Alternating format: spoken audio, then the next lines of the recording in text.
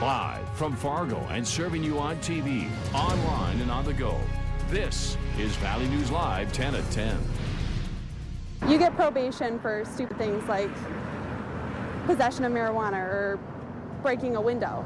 You know, rape is a lot more serious than that.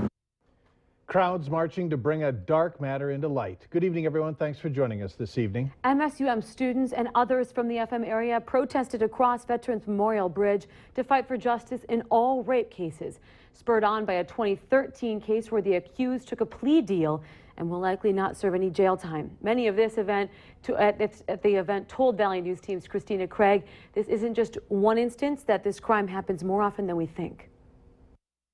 Stop the violence! Break the silence! For MSUM senior Jenna Borseth, this rally hits close to home. A few years ago, Borseth was also sexually assaulted. Her attacker didn't see any jail time, partly because she didn't speak up. I wish I would have gone forward. Even if nothing was done, I think I'd feel more satisfied with myself. Borseth shares her story amongst friends, all who want justice for rape and sexual assault victims. And it's hard. It's hard when people bring it to the police and nothing's done or little's done. This protest stems from the case of MSUM student Taylor Peterson allegedly raping a female MSUM student in May of 2013.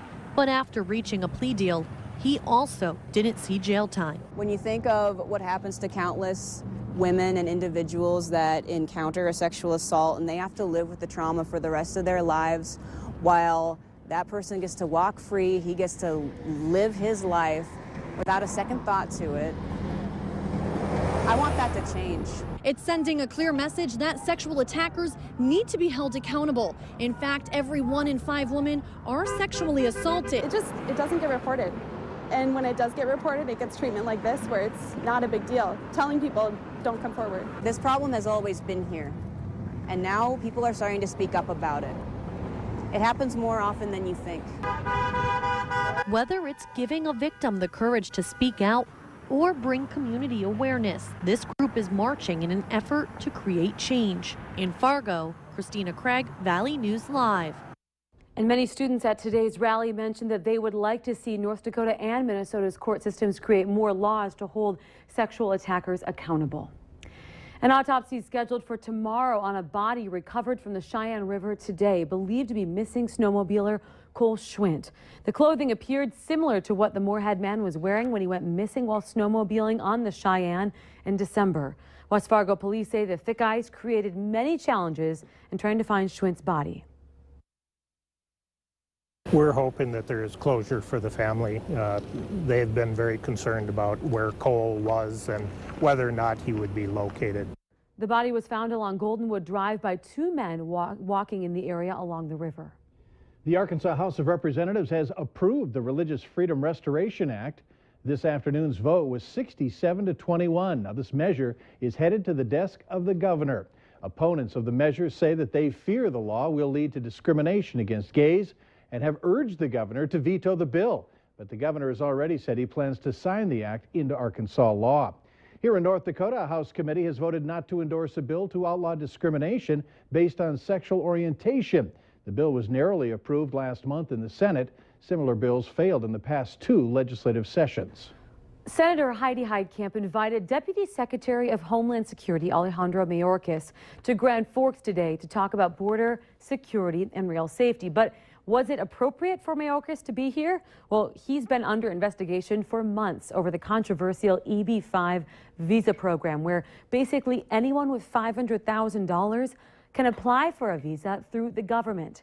These people are supposed to be investors looking to expand businesses and jobs in the U.S., but many have concerns that groups like ISIS could get into the U.S. this way. Mayorkas was under fire, accused of playing political favorites when he headed up the program. I felt very comfortable when Mr. Mayorkas said he was simply trying to make this program better. I think the problem there is not with Mr. Mayorkas or his character. The problem is with the program itself. The investigation was just completed last week and changes are expected. A recent study has sparked debate over how protective hockey helmets are, saying that more than a quarter of helmets are unsafe. The study says those wearing lower quality helmets are at risk for getting at least 6 concussions a season. A local expert disagrees, saying it's best to take advice from those who have taken a hit on the ice. Well, I mean, it's always good to ask questions, but I think the bottom line is, I think the study will show you that budget really doesn't play a lot into it, because some of the ones that actually got rated higher are a lot less money. But you want to get something that fits correctly. I mean, not looks good, but fits correctly on your head. Now, if you're interested in seeing how the study rates hockey helmets you might have, just log on to our website, valleynewslive.com, and click on this story. Millions of lost jobs, paying more for groceries, skyrocketing energy bills, and invading your private property. Those are some of the claims made by lawmakers in the latest EPA regulations. But the EPA says that they're just trying to keep a healthy environment for you to live in. Valley News Live Washington correspondent Nick Starling explains the latest battle. EPA is going beyond its authority. The frustration is growing with some members of Congress with what they call the overreaching EPA. When you think about some of the rulings that have come out of the EPA, you see tremendous burdens being put on our energy sector. Congressman Robert Hurt from Virginia is one of the critics, saying these policies will hurt your pocketbook. Is because when you pass on the tremendous costs of overregulation, it always ends up piling up on the consumer, and it hurts the consumers who have the least the most. Just last week, there was a hearing on the waters of the United States where dozens testified on how the EPA having jurisdiction over their streams and water and ditches would impact their communities. We've created a situation where farmers and ranchers and others, both individuals and businesses, don't know when they have to have a permit, what they can and can't do in terms of managing water. So it's a big-time problem. Some other senators say the coal industry is under attack too, with the EPA proposing a new ground-level ozone requirements that they say put jobs and money on the line.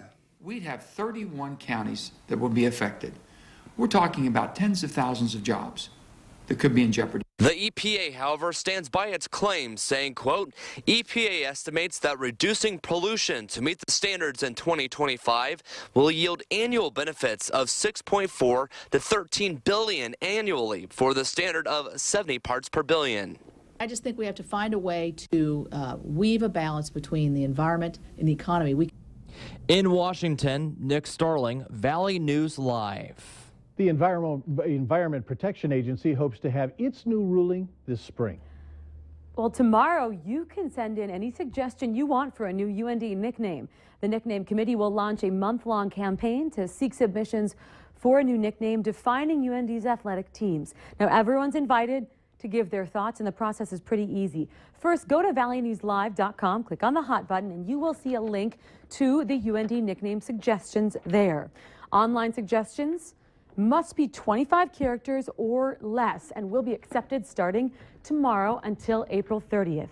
The Nickname Committee will then narrow the list of submissions to a handful of options and will establish a public voting process for selecting a new nickname from the shortened list. Well, two senators got to see firsthand today what STEM is all about. Senator John Hoeven and Amy Klobuchar visited classes for the STEM education tour related to the Innovative America Act. The act is meant to highlight the school's work to provide project-based learning to prepare its students for more advanced science, technology, engineering, and mathematics, better known as the STEM curriculum. The act would also add 100 new STEM schools, support scientific research, and help remove burdensome regulations for small to medium-sized businesses. Investigators tell us they're going to be sending a flyer to area veterinarians and animal shelters looking for tips about a dog that was stabbed and left for dead near Horace. Wilford's the dog's name. It survived despite 4 stab wounds and is recovering at a foster home. We're told the dog is now able to go for short walks but has a long recovery ahead of him. Wilford has been undergoing extensive and expensive treatment since being discovered about 10 days ago. Sheriff's Deputy Terrell Morris tells us that they are working the case. Morris says the flyer will be posted on the department's Facebook site in the next day or two. Now, if you have any information on this case or who might have stabbed Wilford, please contact authorities. Now, don't forget, you can now get Valley News Live and weather text alerts right to your phone. You'll get the latest breaking news, weather, and other updates on your mobile device. Head to valleynewslive.com and sign up. Valley News Live 10 at 10 continues with No Wait Weather.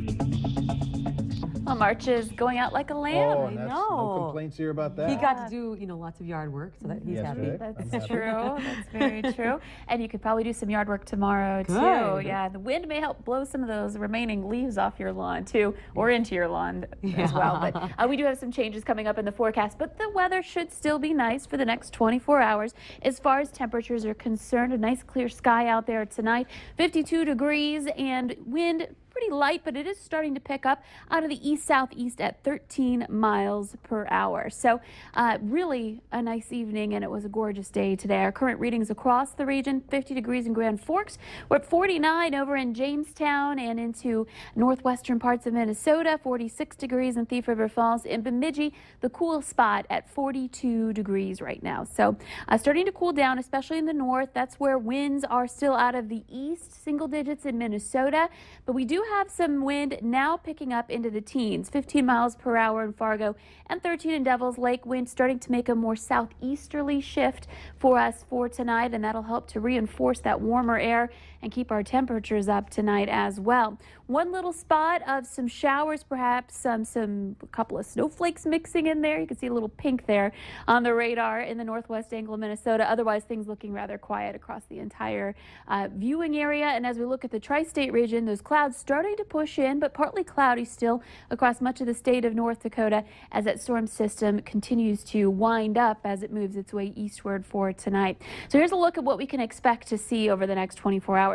Again, we've got conditions that are pretty quiet and mild out there this evening. We'll see those winds continue to rise throughout the overnight hours into the teens and gusting into the 20s, perhaps even some 30s by tomorrow morning. This is 5 a.m. with partly cloudy skies once again, and perhaps a couple of sprinkles still right in our extreme northeastern viewing area. And temperatures very mild thanks to that wind. 44 degrees around 5 o'clock tomorrow morning, 48 in Fargo. So our average high this time of year is right in this range. So we're starting off our day with our average high. So we're going to see those temperatures continue to rise from there. By 9 a.m., 40s up north still in a lot of spots, but we're hitting 50 degrees already in the Fargo-Moorhead area, and we'll continue to watch those temperatures rise with a mix of sun and clouds through the morning hours. That sunshine should help us to warm up even more, in addition to the warm air that's getting transported in out of the south-southwest by the noon hour. 64 degrees in Fargo and 60 in Grand Forks. And we keep rising from there back into the upper 60s. And I think Fargo has a really good shot of seeing 70 degrees tomorrow. That's especially if we see more sunshine. And up to the north, 60s there as well. 61 in Bedad and 63 over to Thief River Falls. So you'll enjoy a warmer day as well in northwestern parts of Minnesota. Oaks 66 and Jamestown starting to cool off a little bit with the clouds moving in. The cold front will be swinging through, and as it does so, we'll see the cloud cover associated with it tomorrow afternoon and tomorrow evening. But our latest model run trying to bring in just a little bit of light rain. The more unstable air is down to our south and southern parts of Minnesota, where they may see a thunder shower or two, some of them on the stronger side. But up on the northern end of things, not as unstable, maybe just a couple of sprinkles as this passes through. The one issue will be the wind as it switches to the westerly direction and gusting above 30 miles per hour at times. This swings out. We've got some cool air moving in behind it, but tomorrow evening we should still at least hold on to some mild temperatures. Look at this gorgeous sunset. We had another one tonight. Last night was beautiful too. Thanks, Tiffany. This was sent in from Comstock, Minnesota. And we'll start April on the warm side, but we'll cool down quickly. A high of 48 degrees for Thursday. This weekend, we've got, of course, a big holiday weekend ahead. Temperatures right around average. Not too warm, not too cold. Of course, I think a lot of people would like to, go out in their Sunday dresses without a jacket, their Easter dresses. But unfortunately, you might still need it this time of year. But it's still not that bad. No, it's been a nice sample of what's to come. Exactly. It could be much worse, as we all know. It could. Thanks, Lisa. You bet. Well, coming up later on Valley News Live 10 at 10, McDonald's adds breakfast options to its dinner menu. Up next, how the country of Japan is handling cancer research.